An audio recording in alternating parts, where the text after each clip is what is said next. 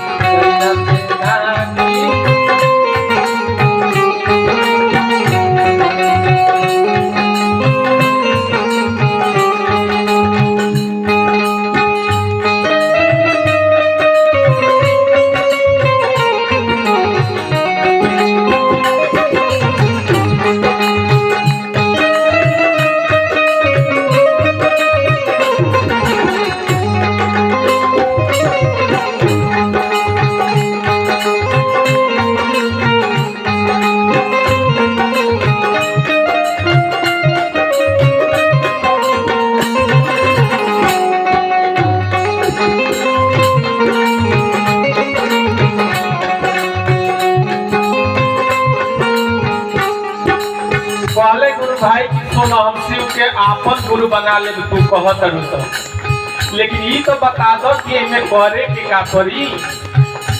तो गुरु बहन कहली कि देखी बताओ तनी ज्यादा कुछ है में ढेर अपने सुनी है कि दिल लगावे के बाद दिमाग में चला लगा देखी में 3 गो कमवे करे के बा। पूछले कि बताओ काका। पहिला में दाया बलमुआ तू मंगिया, पहिला में दाया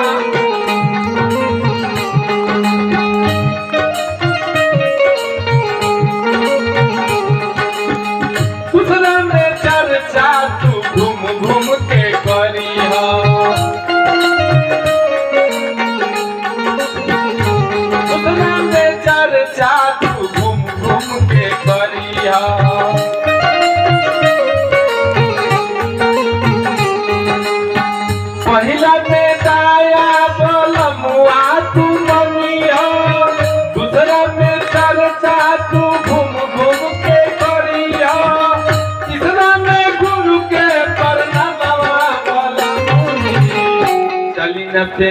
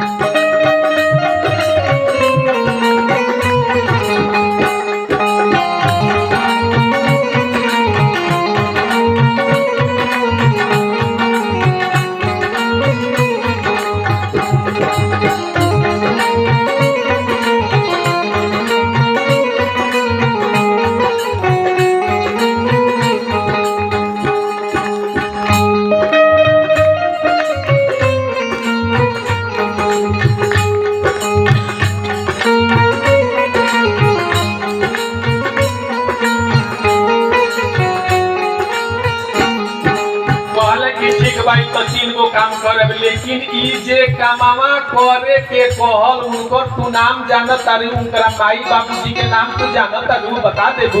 तो कहली कि एकदम बता दे कि काम करे के कहले के बा, उनकरा माई के का नाम, उनकरा बाबूजी के काम। तो कहले कि तनी बताओ तो। कहले अरे नाम हरिंदर पिता विश्वनाथ,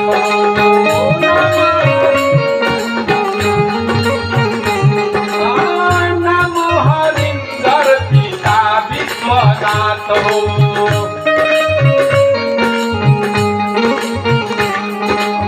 माता जी राधिका के मिलल बा साथ हो,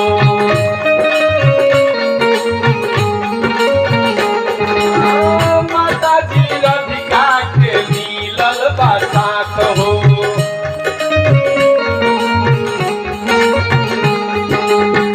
नाम हरिंदर पिता विश्वनाथ हो, माता जी राधिका के मिलल बा साथ हो, हवन बड़का ललनवा बलमुनी, चली न देना जननमा बलमुनी, चली न देना जननमा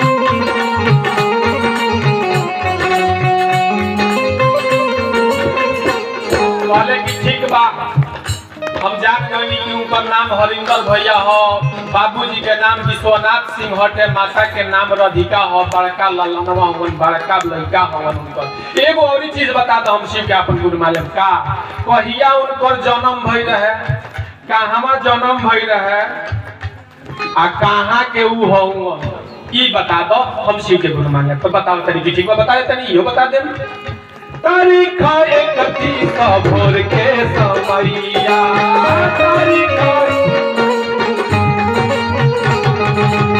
तारीख 31 भोर के समैया,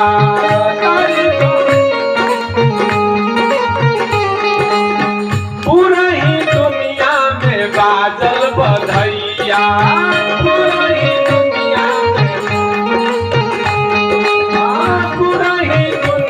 में बाजल बधैया।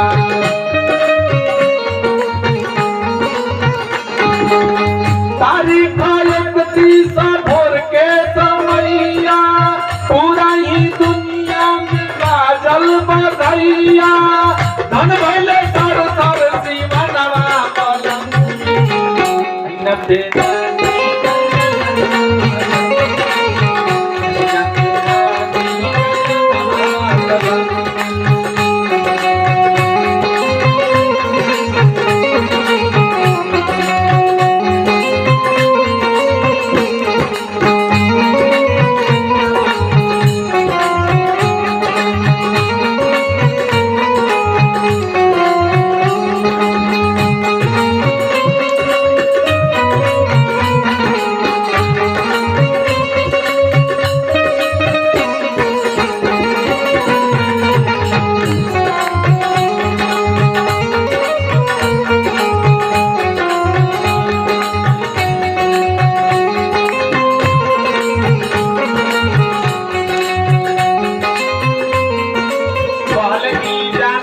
हम 31 तारीख के उनकर जन्म भई रहे अक्टूबर महीना में भोर के समय में। ई तो जान गई सिवान के धरती पर सुनिए ना सर अमरोड़ी के सर सिवान में। एगो लास्ट चीज और बता दो दीदी, भजन सुने इन्हें साहेब के बारे में सब कुछ सीखे के और जाने के लिए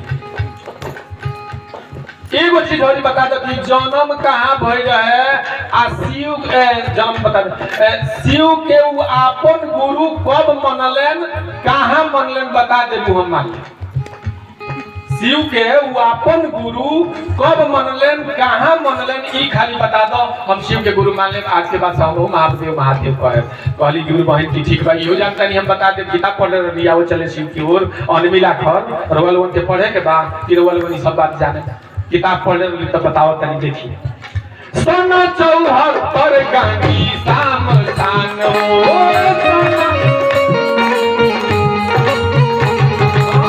सन 74 गांगी शाम शान हो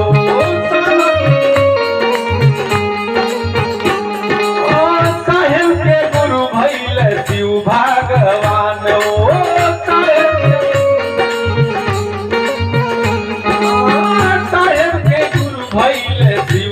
भगवान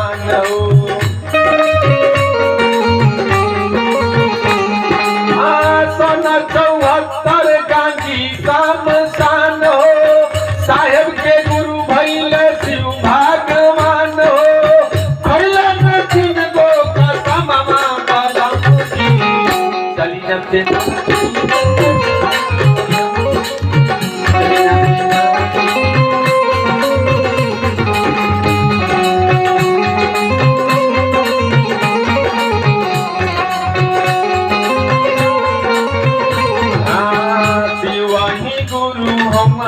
रौदायब जानी साहेब के शिव के गुरु आपन मानी पहले नीलम के